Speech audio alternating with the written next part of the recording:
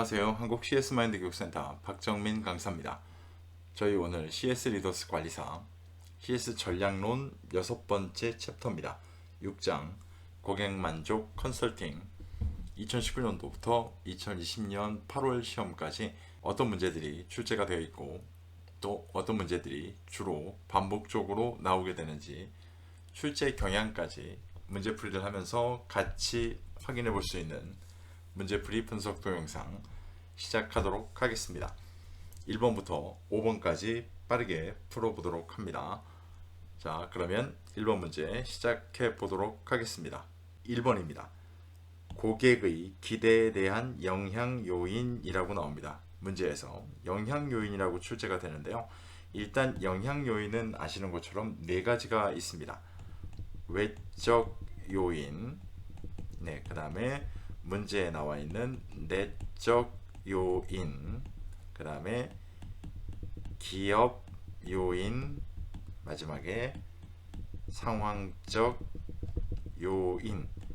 자, 이렇게 네 가지가 출제가 되는 경우가 있고요. 기본적으로 봤을 때 이 네 가지 중에서 영향 요인을 갖고 물어볼 때는요, 가장 기본적인 문제 출제 경향은 알고 계시는 것처럼 네 가지의 요소를 찾으세요. 네 가지 요소 옆에 써드린 거. 그 다음에 명칭을 기반으로 밑에 하부 요소를 찾으세요. 오늘 보는 문제이기도 할 겁니다. 아니면 하부 요소를 기반으로 명칭을 찾으세요. 라는 문제가 출제가 되는데 네 가지 중에 가장 많은 건 외적, 내적이고요. 그 다음에 나오는 게 상황적 요인입니다. CS 리더스 시험에서는 이상할 정도로 기업 요인에 대한 건 조금 출제 빈도가 떨어지기도 합니다. 그런데 2020년도 들어와서 안 나오던 문제가 자꾸 나오는 걸 보면 기업 요인도 언젠가는 출제가 될 가능성은 분명히 존재합니다. 네 가지를 다 보셔야 되는데 문제로 다시 돌아가 보면 내적 요인이라고 나옵니다. 내적 요인에 해당하는 게 무엇입니까? 라고 지금 물어보기 때문에 내적 요인에 그럼 저희가 뭐가 들어가는지를 아셔야 될 겁니다.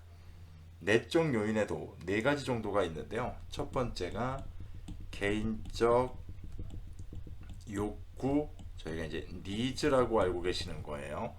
두 번째가 관여도, 인벌브라고 부르죠. 세 번째가 과거의 경험,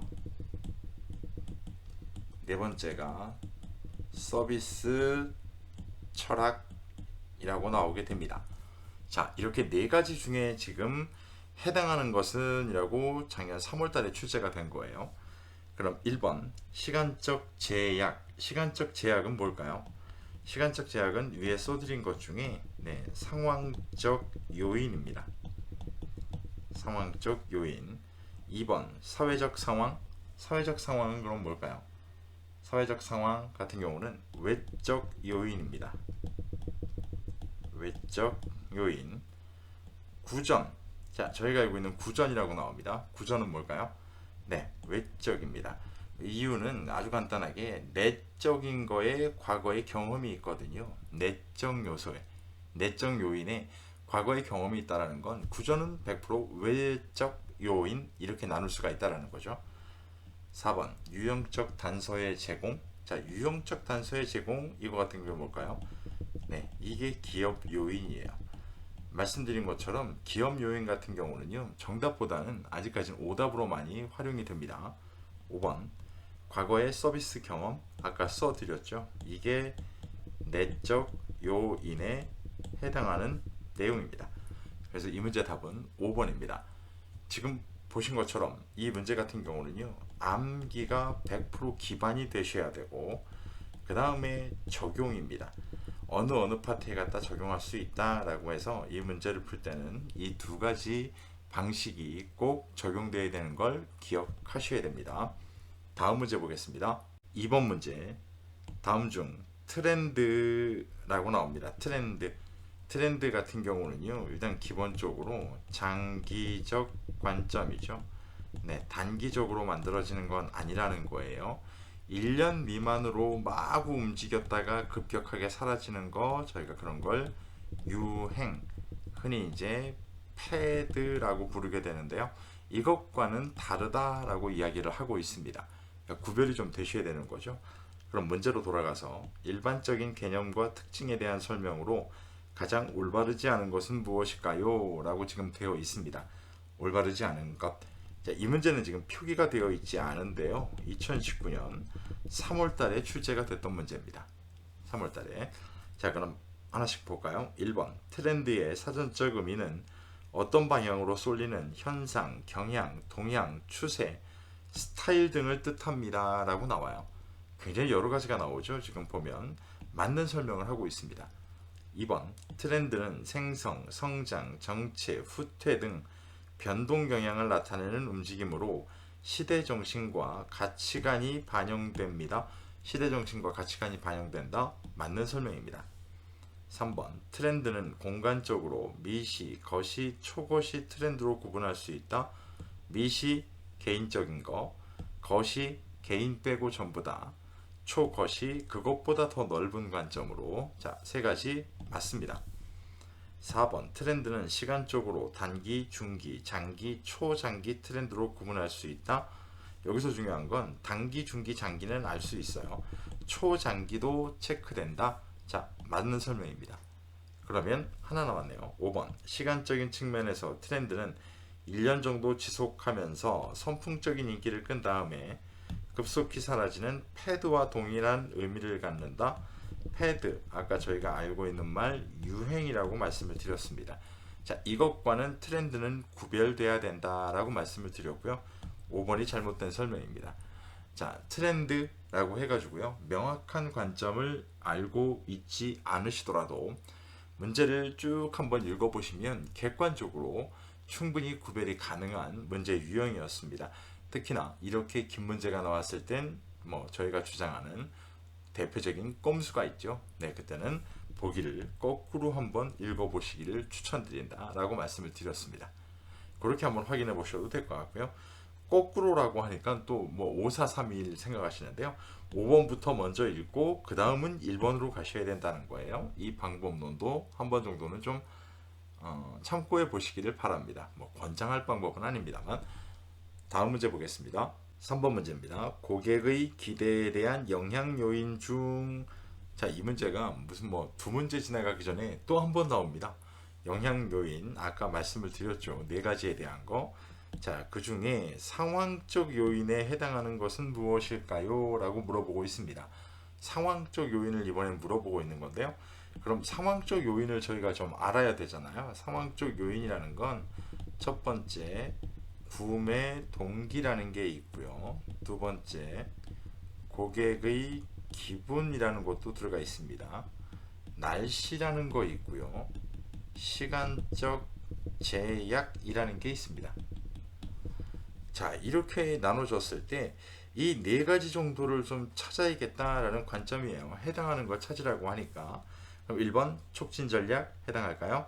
아니죠. 2번 시간적 제약 해당합니다. 3번 서비스 가격 해당하지 않죠. 4번 서비스 직원의 역량 해당하지 않아요. 5번 유통구조에 의한 편리성 아니죠. 자, 이렇게 따지면 시간적 제약만 포함이 되고 있습니다. 아까도 말씀을 드렸던 것처럼 네 가지가 나오게 되면 네 가지를 전부 다 기억하실 것까지는 없습니다. 외적, 다시 한번 쓸게요. 내적, 기업 요인, 상황적 요인이라고 했을 때 최소한 외적과 내적은 기본적으로 아셔야 되는 거고요. 기업과 상황적 요인 중에서는 두 가지 중에 한 가지만 선택하시면 될 것 같습니다. 이렇게 돼서 최소한 세 가지 정도는 암기가 되어 있으셔야만 됩니다. 그래야 풀이가 가능한 문제 유형들입니다. 꼭 한번 확인해 보셔야 됩니다. 분명히 그 관점으로 좀 이해를 하시면 향후에 문제를 풀 때 조금이라도 도움이 되실 겁니다. 지금 문제가 나오는 스타일을 두 가지를 한꺼번에 다 보셨기 때문에 충분히 어떻게 대비해야 된다라는 것 정도는 아마 충분히 구별이 가능하실 겁니다. 다음 문제로 가겠습니다. 4번 문제입니다. 적용 범위에 따른 계획 수립 유형이라고 나옵니다. 계획 수립 유형이라고 보게 되면요, 저희가 알고 계신 세 가지가 나오죠.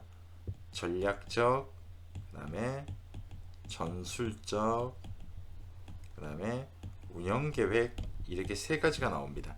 셋 중에 한 가지를 물어볼 거예요. 다음 보기 내용에 가장 부합하는 것은 무엇일까요? 그럼 보기를 좀 봐야죠. 무엇을 누가 어떻게 해야 하는지에 대한 여기까지 몰라도 돼요. 자, 구체적이고 단기적인 의사결정 과정이다. 첫 번째 키워드가 될 거예요. 구체적이고 단기적인 의사결정 과정이다. 두 번째 거, 중간 관리자 혹은 초급 관리자가 계획에 참여합니다. 자, 이것도 키워드가 될 수 있는데요. 이 부분은 저희가 수업할 때 굳이 키워드라고 말씀 안 드려요. 왜냐면 이거 외우는 것도 쉽지가 않기 때문에. 세 번째, 부서별 연간 예산을 책정하거나 현재의 운영을 개선하기 위한 일련의 과정을 계획합니다. 자, 키워드입니다. 현재의 운영을 개선하기 위한 일련의 과정을 계획합니다. 자, 키워드가 될 겁니다. 저희가 실제로 수업할 때는요, 아래에 있는 키워드를 첫 번째 거라고 봐요, 저희가. 그리고 위에 있는 거를 저희가 키워드에 두 번째 거라고 설명을 드립니다. 그러니까 이렇게 한 가지 두 가지 기억을 하셔야 될 때, 아래에 있는 게 우선 첫 번째, 위에 있는 게 두 번째라고 되어 있고요. 현재의 운영을 개선하기 위한 일련의 과정을 계획합니다. 이것만으로도 답이 나오기 때문입니다. 이것만으로 보게 되면 어떻게 될까요? 네, 전술적 계획입니다. 3번이 되겠네요. 충분히 아래 거의 키워드만 갖고도 구별이 되기 때문에 한번 참고해 보시면 좋을 것 같고요.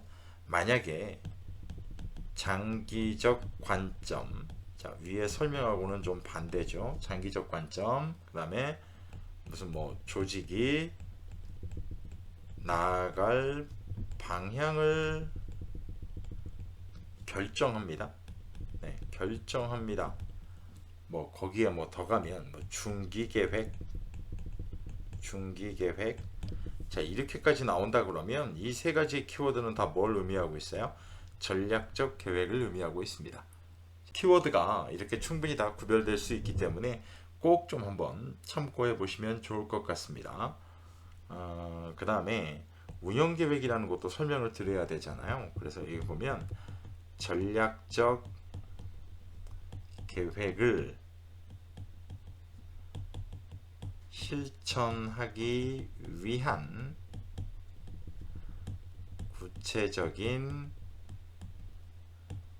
활동이 담긴 계획. 자, 이렇게 구별하시면 돼요. 이 중에 키워드는 전략적 계획을 실천하기 위한이라고 나오면 운영 계획을 유추할 수 있다. 이렇게 기억 좀 하시면 될 것 같습니다. 세 가지. 이렇게 세 가지가 출제가 될 때마다 꼭 아셔야 되는 거, 명칭을 물어보고 하부 요소를 차지하는 말이 나올지, 하부 요소를 갖고 명칭을 차지하는 문제가 나올지, 두 가지 형태로 봤을 때는 어떻게 해요? 세 개밖에 안 되니까, 네, 하부 요소 명칭 찾는 문제가 거의 대다수가 나오더라 라는 거 꼭 좀 알고 계시면 될 것 같습니다. 다음 문제 보겠습니다. 다음 보기 설명에 해당하는 벤치마킹 유형은 뭘까요? 자, 저희가 알고 있는 벤치마킹 유형에는 첫 번째 내부 벤치마킹, 그 다음에 동종 업종인 경쟁 벤치마킹, 그 다음에 이종 업종인 대표적으로 기능 벤치마킹, 포괄 벤치마킹. 자, 이렇게 네 가지 정도가 출제가 됩니다. 네 가지가 나오다 보니까요, 네 가지의 문제 유형은 네 가지 요소를 고르세요. 골라내세요. 아니면 설명을 써놓고 명칭을 찾는 문제라는 걸 보시면 되는데요. 지금 보시는 문제도 아래 형태의 문제 유형입니다. 자, 그렇게 구별하시면 될 것 같고요. 보기를 좀 볼까요? 최신의 제품, 서비스, 프로세스를 가지고 있는 조직을 대상으로 한 벤치마킹 유형입니다. 원래는 이것만 보고도 답을 유추할 수는 있어요. 하지만 저희가 이걸로 키워드를 잡지는 않을게요. 새롭고 혁신적인 기법을 발견할 수 있다는 장점이 있지만, 자, 여기부터 키워드예요. 서로 다른 업종일 경우 방법을 이전하는 데 한계가 존재합니다 라는 건데요. 여기서 잘 보게 되면 서로 다른 업종일 경우 저희가 동종인가요? 이종인가요? 네, 이종 업종이죠. 서로 간에 다른 업종이에요. 지금 보면 이종 업종이라 그러면 나오는 거 두 가지가 기능 벤치마킹, 포괄 벤치마킹이에요. 자, 두 가지 중에 한 가지를 지금 구별하셔야 되는데 서로 다른 업종일 경우 방법을 이전하는데 한계가 있다. 방법 이전에 한계가 존재한다. 한계가 존재합니다. 라고 설명이 된다면 이 설명은 기능 벤치마킹을 의미하고 있는 설명입니다. 기능 벤치마킹입니다. 만약에 이 방법 이전에 한계가 존재한다 라는 내용이 없다면 저희는 답을 포괄로 골라야 됩니다. 하지만 이 내용이 있기 때문에 위에서 말씀드린 키워드 내용이 있기 때문에 저희는 기능 벤치마킹이라는 걸 선택하셔야 됩니다. 크게 어렵지 않게 충분히 구별할 수 있는 내용의 문제 유형입니다. 꼭 한번 참고해 보시기를 바랍니다. 오늘 문제풀이 5개 하는 동안 이 설명만으로 나는 충분히 문제풀이에 대한 대응 능력을 배울 수 있었다라고 생각하신다면 그건 이 영상이 도움이 되셨다고 하는 거니까 천만 다행입니다만, 만약에 나는 좀 설명이 부족하다라고 하시는 분들한텐 한 가지의 팁을 더 드리도록 하겠습니다. 제 카페 메인 화면이고요. 네이버에서 박정민 강사를 검색하시게 되면 카페가 나옵니다. 제 카페 화면을 지금 보고 계시기 때문에 자, 메인 화면이고요. 카페 가입하시게 되면 지난 6년치의 기출문제와 분석 자료, 다양한 유형별로 나눠진 문제풀이에 대한 합격 솔루션을 제공해 드리고 있습니다. 그 부분 한번 참고해 보시면 도움이 될 것 같고요. 마지막으로 한 가지 유의사항을 말씀을 드리면 현재 이 카페는 유료화로 운영되고 있습니다. 이 부분만 조금 양해를 부탁드리도록 하겠습니다. 오늘 보신 영상과 오늘 안내해드린 설명들이 나는 시험을 보는데 도움이 좀 되겠다라고 생각을 하신다면 구독과 좋아요, 체크도 꼭 좀 요청드리도록 하겠습니다. 오늘 긴 시간 고생 많이 하셨습니다. 고맙습니다.